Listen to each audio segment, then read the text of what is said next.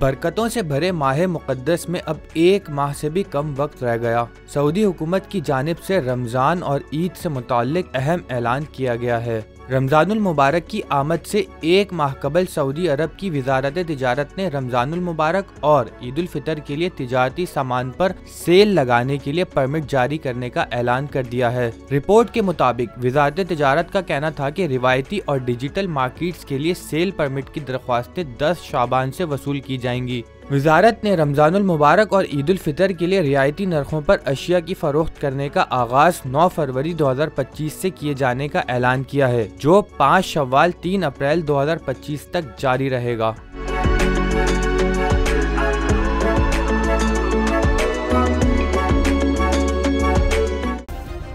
Subscribe करें और bell दबाएं ताकि कोई खबर रह न जाए।